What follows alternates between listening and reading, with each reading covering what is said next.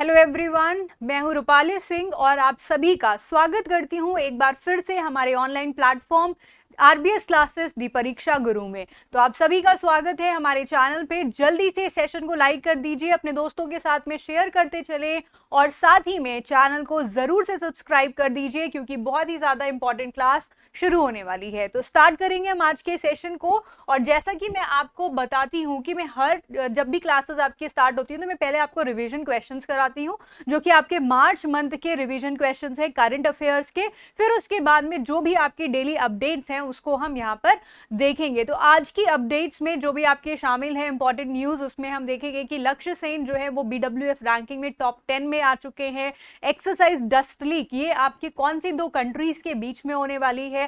साथ ही में और भी बहुत सारी इंपॉर्टेंट आपके साथ के लिए न्यूज हैं, जिसमें कि हम ये भी जानने वाले हैं कि इंपॉर्टेंट जो आपका इन्वायरमेंट की रैंकिंग आई है उसमें कौन सा ऐसा शहर है जो कि सबसे ज्यादा प्रदूषित शहर पूरे विश्व में माना गया है। तो हमारे साथ अंत तक जरूर जुड़े रहिए और साथ ही में चैनल को जरूर से सब्सक्राइब भी कर लें। तो स्टार्ट करेंगे। सबसे पहले हम इंपॉर्टेंट रिवीजन क्वेश्चंस को लेंगे, फिर उसके बाद में हम चलेंगे अपने डेली इंपॉर्टेंट अपडेट्स की तरफ। तो सबसे पहला क्वेश्चन है आपकी स्क्रीन पर, साथ में आप कोशिश करिए क्वेश्चंस के आंसर साथ में आप करते जाइए। लाइव चैट का आपको ऑप्शन मिल रहा है, ठीक है। जल्दी क्लासेस हमारी लाइव भी होंगी, तब आप वहाँ पे भी कर सकते हैं, बट प्रीमियर के दौरान भी आपको लाइव चैट का ऑप्शन मिलता है, वहां पर भी आप आंसर्स कर सकते हैं, जैसे कि आपकी प्रैक्टिस अच्छे से हो जाएगी, ठीक है। तो सबसे पहला क्वेश्चन है आपकी स्क्रीन पर, 11,420 करोड़ रुपए की पुणे मेट्रो रेल परियोजना का उद्घाटन हाल ही में किस मंत्री ने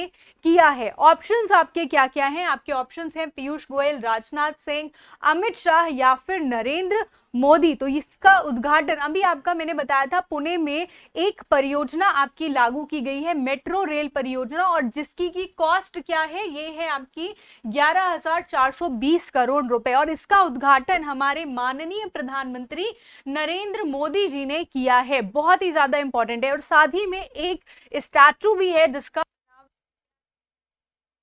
जो आपकी छत्रपति शिवाजी महाराज की प्रतिमा है, इसका भी अनावरण प्रधानमंत्री नरेंद्र मोदी ने इसी दौरान किया है। तो अगर आपसे क्वेश्चन पूछा जाए पुणे में आपकी कौन सी प्रतिमा का अनावरण हमारे माननीय प्रधानमंत्री नरेंद्र मोदी जी ने किया है, तो याद रखना है छत्रपति शिवाजी की मूर्ति, छत्रपति शिवाजी महाराज की मूर्ति, ठीक है।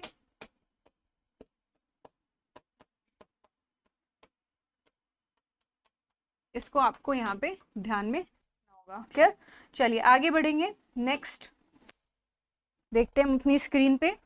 नेक्स्ट क्वेश्चन है, वर्ष 2022 में सीआईएसएफ ने स्थापना दिवस समारोह का अपना कौन सा संस्करण मनाया है। बहुत ही इंपॉर्टेंट क्वेश्चन है। सीआईएसएफ का सबसे पहले अगर हम फुल फॉर्म देखें तो इसका फुल फॉर्म क्या हो जाता है, central industrial security force, central industrial security force. और इस वर्ष आपका 2022 में कौन सा संस्करण मनाया गया है, ये आपको आंसर करना है। ऑप्शन है आपके 50वां, 52वां, 51वां या फिर 53वां। तो इस बार आपका जो संस्करण था वो कौन सा संस्करण था, 53वां संस्करण था, जो कि इस वर्ष मनाया गया है। सीआईएसएफ की बात कर लेते हैं। फुल फॉर्म आपने देखा, सेंट्रल इंडस्ट्रियल सिक्योरिटी फोर्स। और अगर हम इसके गठन की बात करते हैं तो इसका गठन हुआ था 10 मार्च 1969 को, ठीक है। कब हुआ, 10 मार्च 1900 इसका गठन हुआ।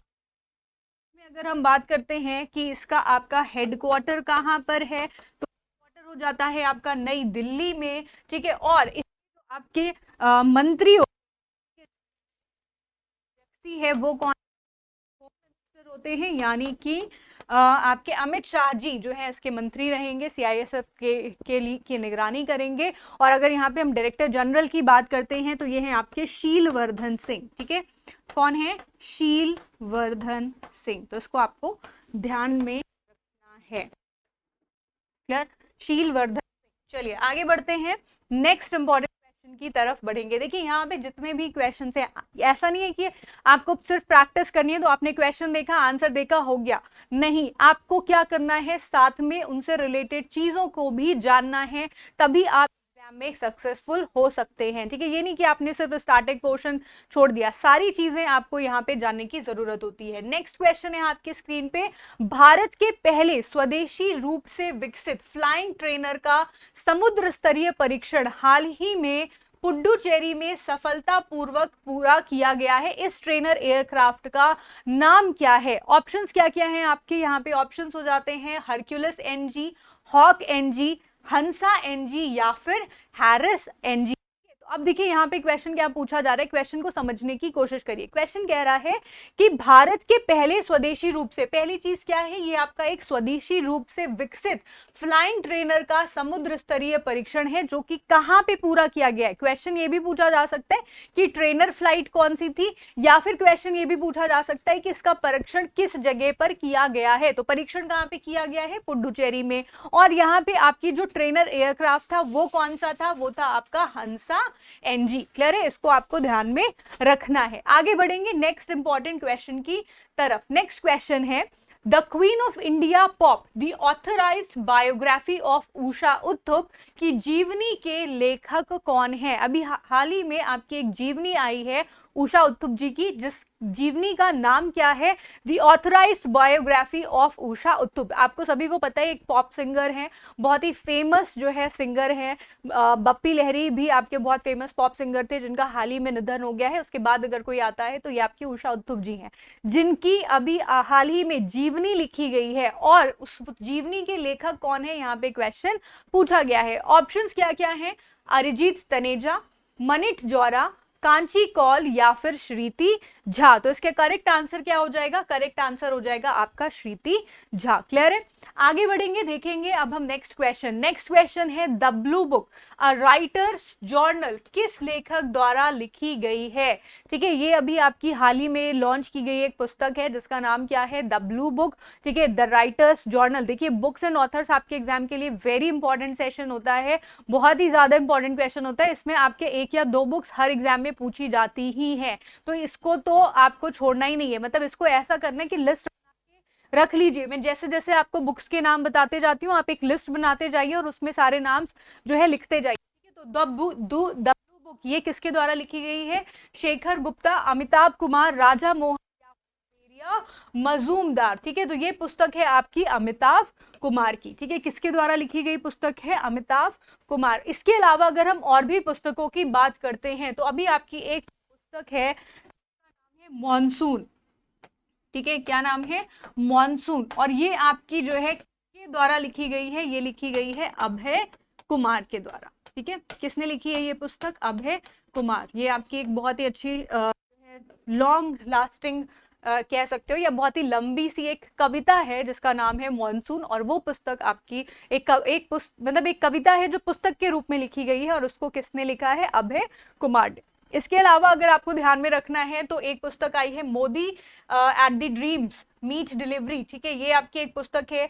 On board my years in BCCI, ये आपकी रत्नाकर शेट्टी की पुस्तक है जो भी हाल ही में लॉन्च की गई है। ठीक है, on board my years in BCCI, ये एक पुस्तक है और ये आपकी लिखी है रत्नाकर शेट्टी ने। ठीक है, रत्नाकर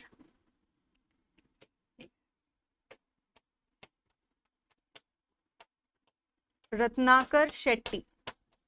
और एक आपकी पुस्तक आई थी द मिलेनियल योगी, दीपम चैटर्जी की पुस्तक है जिसका अभी हाल ही में अनावरण किया गया है। ठीक है, ये सभी इंपॉर्टेंट अभी रिसेंट की बुक्स हैं जो कि आपको याद रखनी है। और इसके अलावा मैं आपको बीच बीच में अपडेट्स देती रहती हूँ। ठीक है, चलिए अब आगे बढ़ेंगे नेक्स्ट इंपॉर्टेंट क्वेश्चन की तरफ। नेक्स्ट क्वेश्चन है, क्रिकेट खिलाड़ी मिताली राज ने में डैश विश्व कप में भाग लेने वाली पहली महिला बनने की उपलब्धि को हासिल किया है। ठीक है, मैंने आपको बताया था, विमेंस डे पे भी बताया था कि मिताली राज आपकी जो है वो 7000 रनों को पूरा करने वाली जो है पहली महिला क्रिकेट खिलाड़ी हैं, तीसरे नंबर में आपकी महिला, और पुरुषों में अगर रैंकिंग की जाए तो तीसरे नंबर की है, और वैसे अगर महिलाओं की बात की जाए तो 7000 रनों की पारी को पूरा करने वाली पहली महिला है। इसके अलावा इन्होंने और कौन सी उपलब्धि हासिल की है, तो ये 6 बार विश्व कप, ठीक है, पहली महिला बनी है जिन्होंने 6 बार विश्व कप में भाग लिया है। तो ऑप्शंस क्या क्या है, चौथा, पांचवा, छठा या फिर सातवां?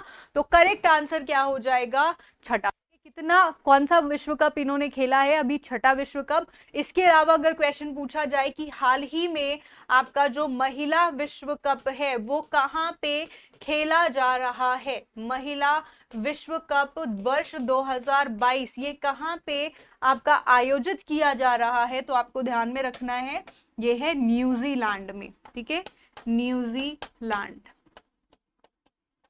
चलें नेक्स्ट क्वेश्चन की तरफ। नेक्स्ट क्वेश्चन है, प्रति व्यक्ति शुद्ध राज्य घरेलू उत्पाद की वृद्धि दर के मामले में 1 करोड़ से अधिक आबादी वाला भारत में कौन सा राज्य शीर्ष प्रदर्शन करने वाला राज्य बन गया है? ठीक है, आपको बताना है कि अभी आपकी जो घरेलू उत्पाद है, यानी कि जो जीडीपी है, ठीक है, जो आपके राज्य घरेलू उत्पाद है, स्टेट आपकी जो में आते हैं, उसमें जो प्रति व्यक्ति आय है वो आपकी कौन सी, ऐसा कौन सा राज्य है जो कि शीर्ष प्रदर्शन कर रहा है? ऑप्शन है आपकी कर्नाटक, तेलंगाना, महाराष्ट्र या फिर तमिलनाडु। ठीक है, तो इसका करेक्ट आंसर क्या हो जाएगा, करेक्ट आंसर हो जाएगा आपका तेलंगाना। अच्छा, अब तेलंगाना के बारे में अगर हम बात करते हैं तो यहाँ पे आपकी इसकी कैपिटल क्या हो जाती है, कैपिटल हो जाती है हैदराबाद। ठीक है, कैपिटल क्या है, हैदराबाद। फिर उसके बाद अगर आपसे यहाँ पे मुख्यमंत्री का नाम पूछ लिया जाए कि यहाँ पे आपके जो है वो चीफ मिनिस्टर कौन है, तो आपको बताना है के चंद्रशेखर राव। ठीक है, और गवर्नर अगर आपसे पूछ लिया जाए T Soundararajan, T Soundararajan. Clear?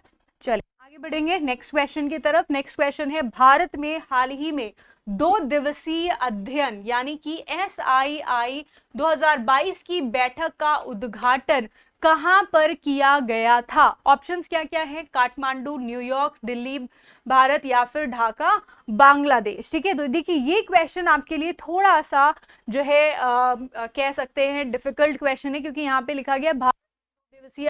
ठीक है, तो ये आपका भारत का 2 दिवसीय अध्ययन है, ठीक है, 2022 का, जिसकी बैठक का उद्घाटन कहाँ किया गया है? वैसे तो ये भारत का है, ठीक है, लेकिन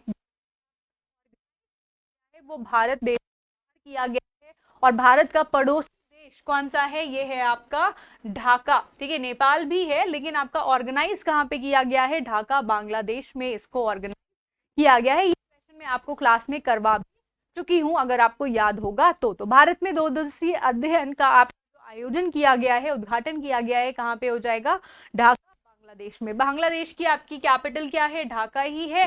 करेंसी क्या हो जाती है यहाँ पे, टका हो जाती है। शेख हसीना यहाँ पे आपकी जो है वो प्राइम मिनिस्टर हैं, और अब्दुल हामिद यहाँ पे आपके प्रेसिडेंट हो जाते हैं। चलिए नेक्स्ट क्वेश्चन, जन औषधि दिवस वर्ष 2022 की थीम क्या है? ठीक है, तो जन औषधि दिवस आपका किस दिन मनाया जाता है?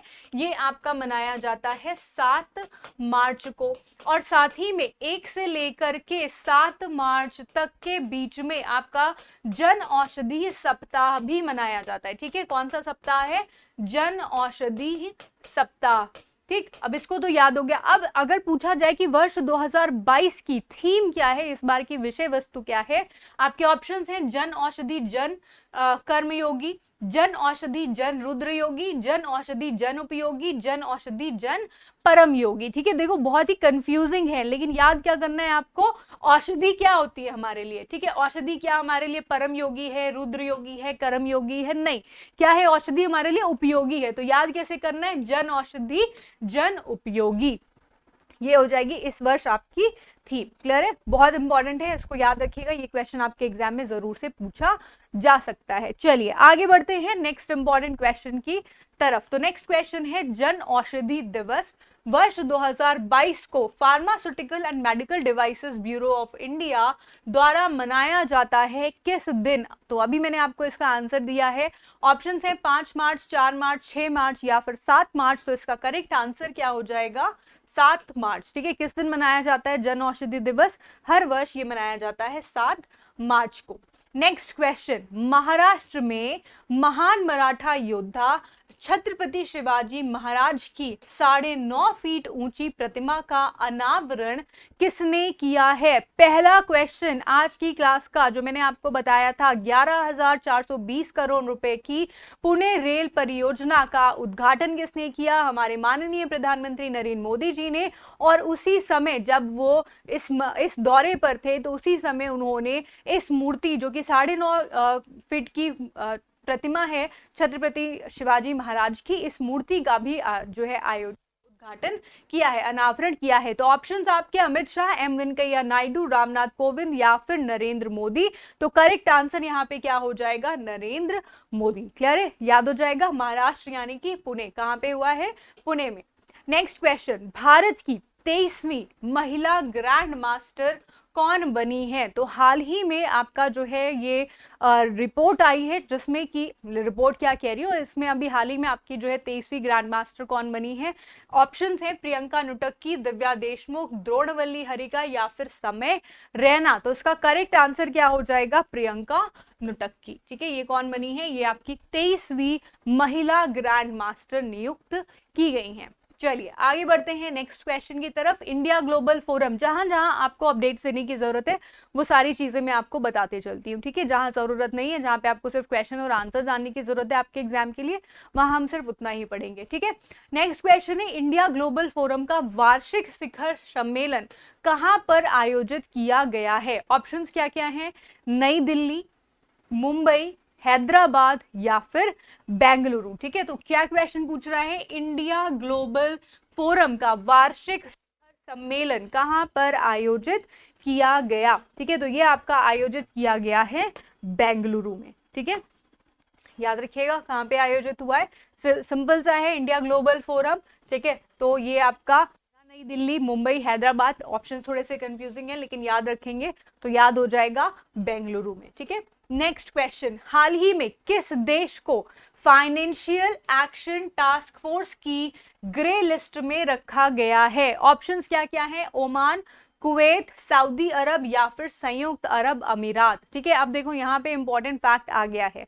ठीक है, यहाँ पे हम बच के नहीं जा सकते। एक तो हो गया आपका FATF। ठीक है, FATF होता क्या है? इसका फुल फॉर्म क्या है? इसका फुल फॉर्म है आपका financial action task force, financial action task force. ठीक है, और इसका काम क्या होता है? इसका काम होता है जितना भी आपके विश्व भर में देश हैं उन सभी देशों की यहाँ पे मॉनिटरिंग की जाती है, उनकी निगरानी की जाती है कि कोई भी जो देश है वो मनी लॉन्ड्रिंग ना करे, आतंकवाद को फाइनेंशियल जो है सहायता ना प्रदान करे। ये सभी जो है काम कौन करता है? FATF का काम यहाँ पर होता है। इसके अलावा आपको यहाँ पे याद रखने वाली बात ये है कि FATF जो है इसमें आपकी 2 तरह की लिस्ट होती है। कौन कौन सी लिस्ट होती है? एक होती है आपकी ग्रे लिस्ट और दूसरी होती है आपकी ब्लैक लिस्ट। ठीक है, तो ग्रे लिस्ट में क्या होता है?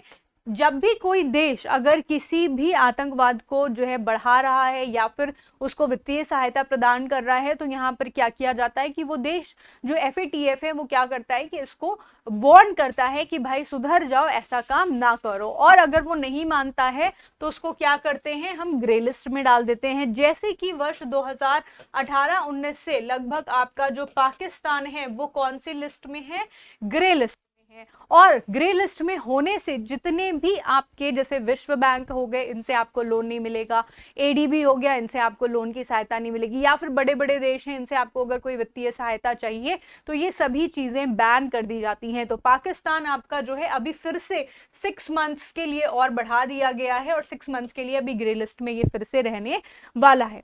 इसके बाद भी अगर कोई देश जो है वो ना माने और वो अपनी मतलब इस तरह की करतूतें और आतंकवाद को बढ़ावा देना, ये सारी चीजें अगर वो करता रहे तो उसको अल्टीमेटली किस में डाल दिया जाता है, ब्लैक लिस्ट में डाल दिया जाता है और उस देश को पूरी तरह से प्रतिबंधित कर दिया जाता है। ठीक है, तो ऐसे अभी 2 देश हैं जो कि आपके ब्लैक लिस्ट में है। ठीक, चलिए इसके अलावा लेकिन यहाँ पे जो क्वेश्चन पूछा गया है कि अभी हाल ही में ग्रे लिस्ट में कौन सा देश है जिसको कि रखा गया है, तो ये आपका कौन सा देश हो जाएगा, संयुक्त अरब अमीरात। ठीक है, यूएई। और इसकी जो आपकी कैपिटल है वो क्या हो जाती है, अबू धाबी। ठीक है, कैपिटल क्या हो जाती है, अबू धाबी। यहाँ पे करेंसी क्या है, करेंसी है दिरहम। ठीक है, और क्या हो जाएगी, करेंसी दिरहम। इसके अलावा अगर आपसे क्वेश्चन पूछा जाए कि इनके प्रेसिडेंट का नाम क्या है, खलीफा बिन जायद अल नहयान। ठीक है, यहां लिख दे रही हूं, खलीफा बिन जायद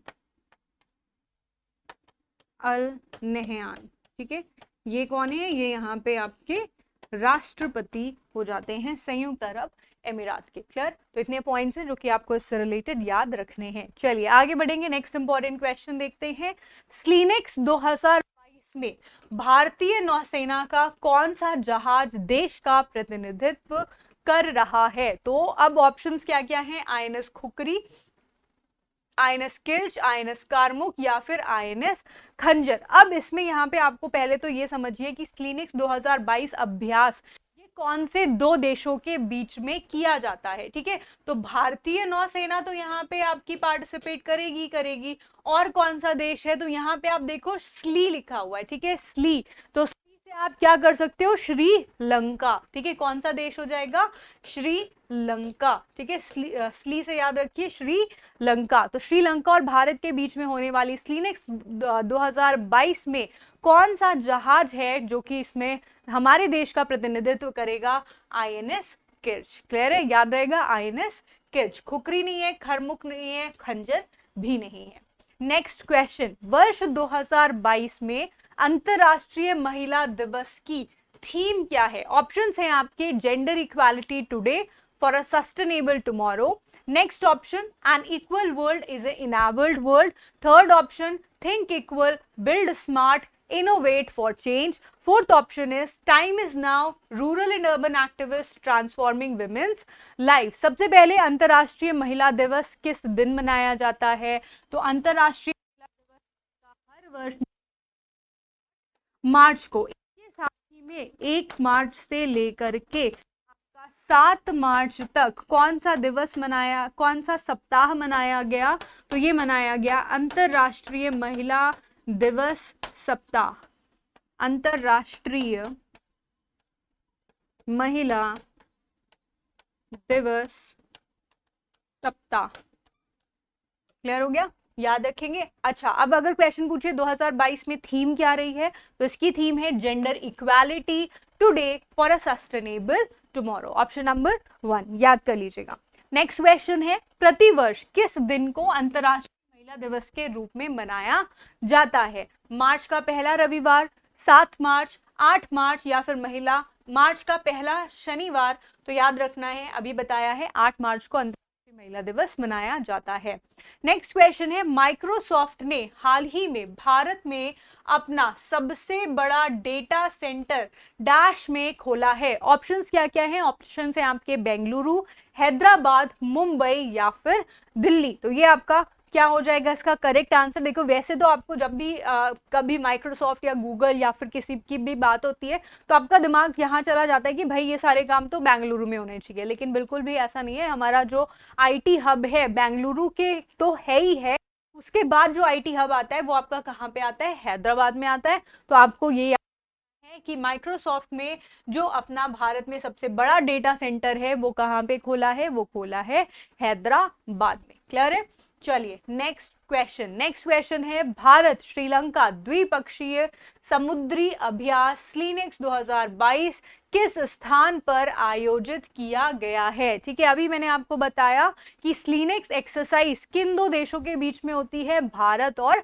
श्रीलंका के बीच में। फिर मैंने आपको ये भी बताया कि भारत देश से कौन सा जहाज है जो कि इसमें हमारे देश का जो है प्रतिनिधित्व करेगा, तो ये हो जाएगा INS किर्च। अब अगर क्वेश्चन पूछ लिया जाए कि भाई हम ये दोनों क्वेश्चन नहीं पसंद करते, एग्जामिनर बोलेगा कि ये बताइए कि ये दोनों एक्सरसाइज, ये जो आपकी एक्सरसाइज हुई है, ये हुई कहाँ पे, कौन से स्थान?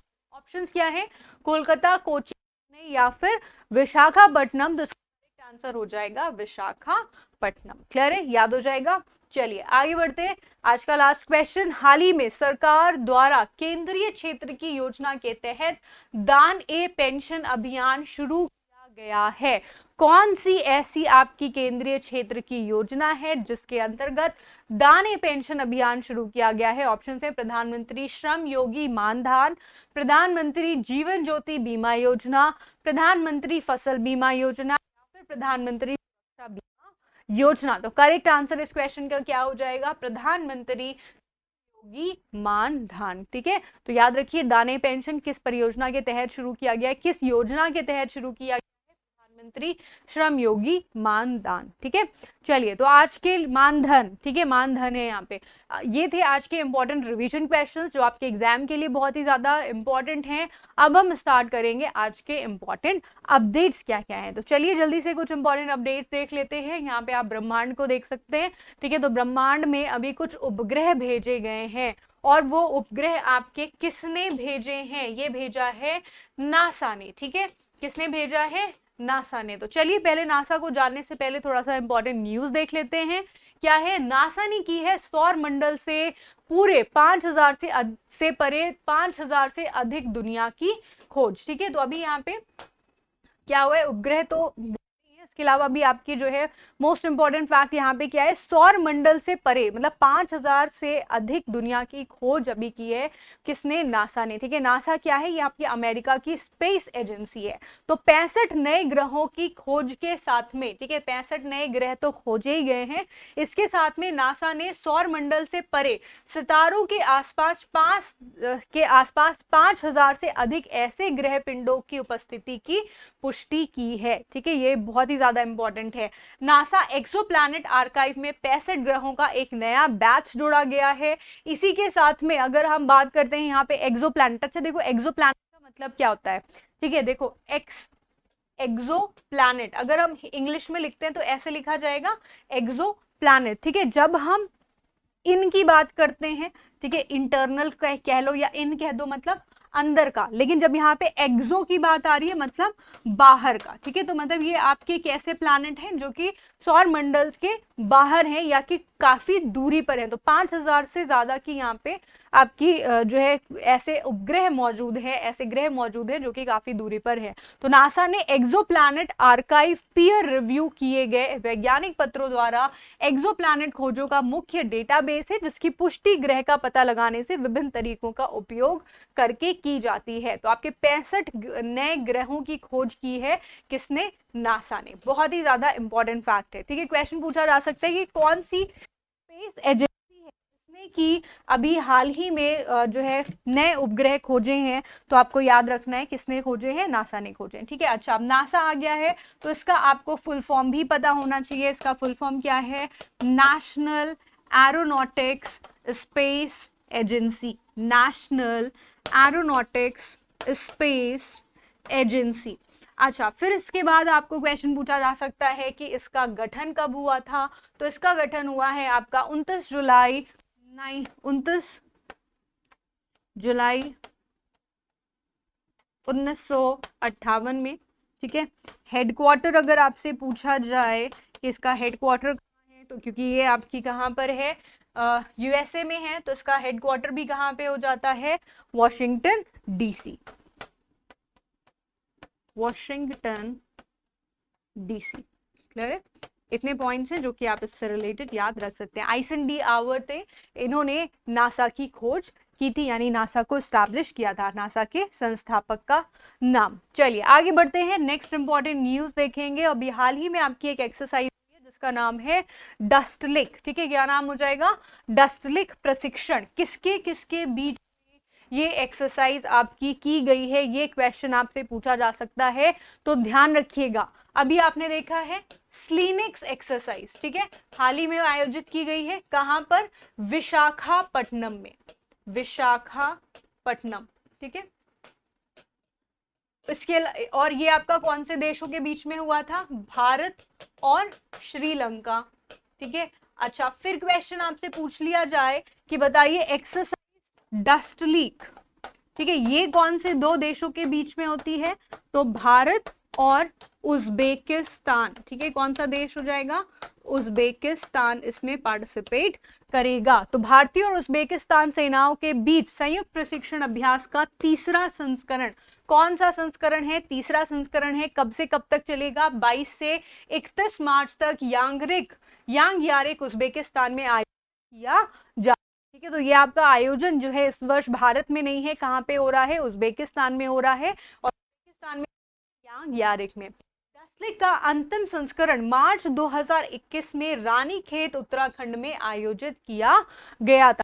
अगर 2022 का पूछे तो आपको बताना है यांग यारेक उज्बेकिस्तान। 2021 का संस्करण पूछ ले कि जो डस्टलिक का है वो कहाँ पे हुआ था, तो रानीखेत उत्तराखंड में हुआ था। इसके अलावा संयुक्त अभ्यास संयुक्त राष्ट्र के जनादेश के तहत अर्धशहरी में आतंकवाद विरोधी अभियानों पर केंद्रित होगा। तो यहाँ पे आतंकवाद को जो है का विरोध करने के लिए, उससे बचने के लिए, कुछ उपायों के लिए ये एक्सरसाइज आपकी की जा रही है। उज्बेकिस्तान की अगर आपसे कैपिटल पूछ लिया जाए, उज्बेकिस्तान की कैपिटल क्या है, तो आप क्या आंसर करेंगे? इसकी कैपिटल हो जाती है ताशकंद। ठीक है, ताशकंद समझौता भी हुआ था भारत और उज्बेकिस्तान के बीच में, तो ताशकंद क्या है? इसकी कैपिटल है। यहाँ पे करेंसी क्या है? सोम हो जाती है। और जो आपके मिर्ज़ियोयेव है, ठीक है, शौकत मिर्ज़ियोयेव, ये आपके कौन है? यहाँ पे प्रेसिडेंट हो जाते हैं। तो इतने फैक्ट्स हैं जो कि आपको इससे रिलेटेड याद रखने हैं। चलिए आगे बढ़ेंगे, नेक्स्ट इंपॉर्टेंट क्वेश्चन देखते हैं। ठीक है, यहाँ पे आप देख सकते हैं फोटो, ठीक है, फोटोग्राफी हो रही है। तो अभी हाल ही में आपकी फोटोग्राफी पुरस्कार आयोजित जो है वो अनाउंस किए गए हैं, और फोटोग्राफी जो आपके पुरस्कार हैं, इसका कौन सा संस्करण है जो कि अभी आयोजित किया गया? अगर आपसे क्वेश्चन पूछा जाए तो ध्यान रखना है कौन सा संस्करण हो जाएगा? 13वां संस्करण। तो ईरान के मोहम्मद रजा मासूमी ने जो है वो फोटोग्राफी का 13वां संस्करण जीता है। बहुत इंपॉर्टेंट नाम है, मोहम्मद रजा मासूमी।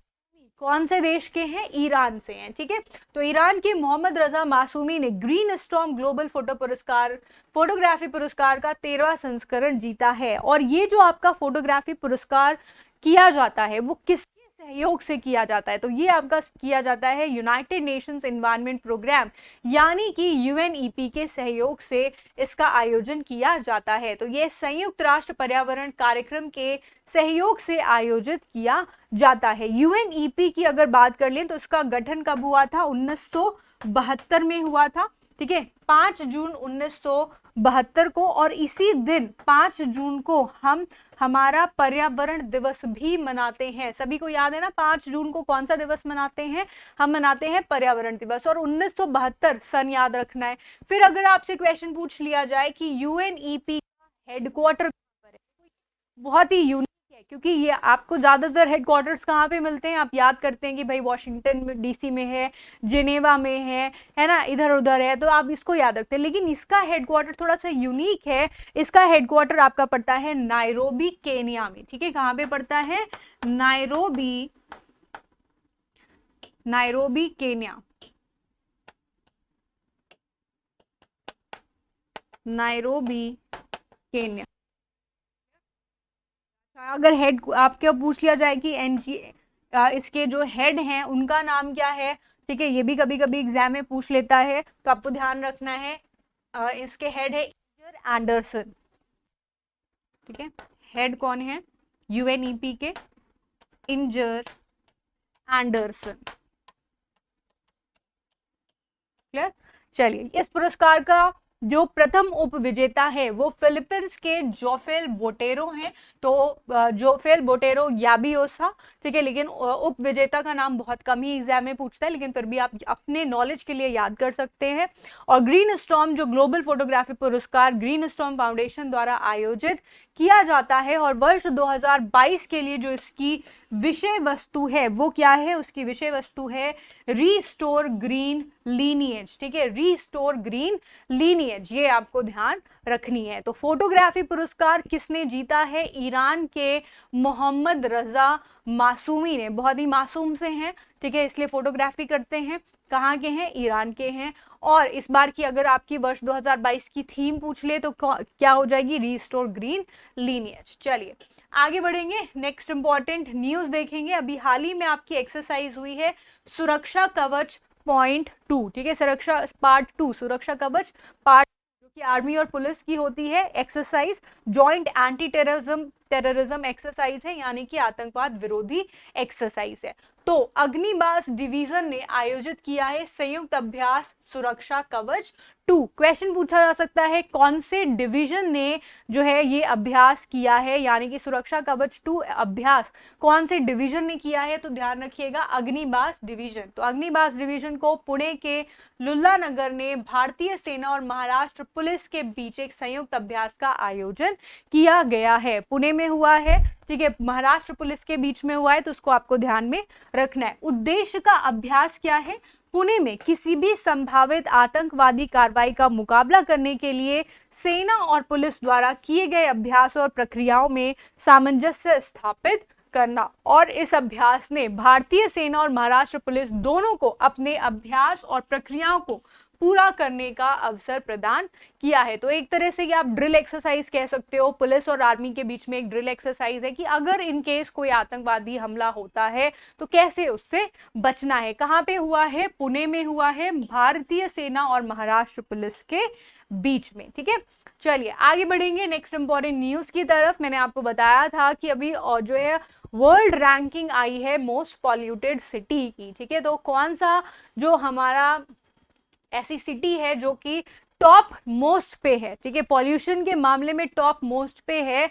तो जानते ही हैं कि भारत आपके जो है जितने अच्छे काम होते हैं उनमें तो टॉप में बहुत कम ही चीजों में आता है, लेकिन बुरे कामों में सबसे नंबर 1 पे आता है ना। तो इसी में हमारा जो देश की राजधानी है नई दिल्ली, वो पूरे विश्व की सबसे ज्यादा पॉल्यूटेड सिटी घोषित की गई है। तो Delhi tops global capital pollution chart again, और दोबारा से ऐसा हुआ है। New Delhi continues to be the world's most polluted capital city for the 4th consecutive year। A look at the report compiled by IQ air, ठीक है, IQ एयर की ये रिपोर्ट है, और इसमें चौथी बार, लगातार चौथी बार जो नया न्यू दिल्ली है ये most polluted city all over the world घोषित की गई है, ठीक है। अच्छा, अगर टॉप 5 पॉल्यूटेड कंट्रीज की बात करते हैं कि ऐसे कौन से 5 देश हैं जो सबसे ज्यादा पॉल्यूटेड हैं, तो उनमें से कौन कौन से आते हैं, इंडिया आ जाता है, चाड आता है, पाकिस्तान है, तजाकिस्तान है, और साथ ही में बांग्लादेश भी है। तो टॉप 5 देशों की बात करेंगे तो ये आपके देश हो जाते हैं, ठीक।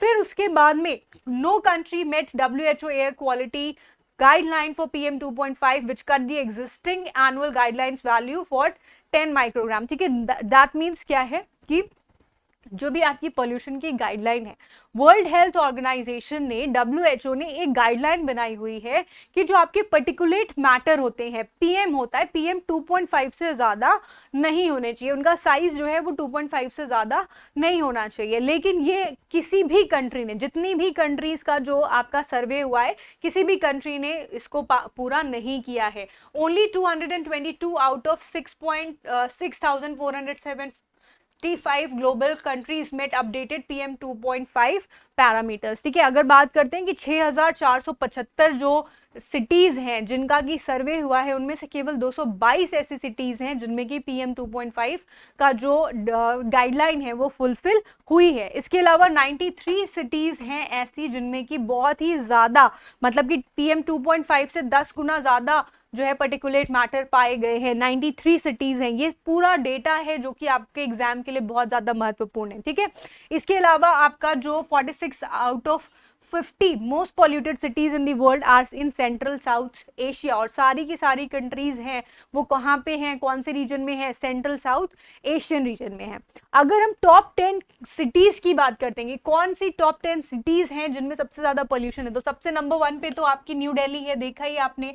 नंबर 2 पे ढाका बांग्लादेश है। नंबर 3 पे आपकी जामेना चाड है। नंबर 4 आपका दुशानबे आ जाता है Tajikistan. Number 5 Muscat Oman, Kathmandu Nepal, Manama Bahrain, Baghdad Iraq में, बिश्केक किर्गिस्तान और ताशकंद उज्बेकिस्तान। ये आपकी टॉप 10 सिटीज हैं जो कि वर्ल्ड की मोस्ट पॉल्यूटेड सिटीज में शामिल है। तो नंबर 1 पे नई दिल्ली, नंबर 2 पे ढाका बांग्लादेश जो कि बांग्लादेश की राजधानी है, फिर याद रखना है आपको जामेना चाड। ये 3 आपको टॉप 3 कंट्रीज तो याद रखनी ही रखनी है।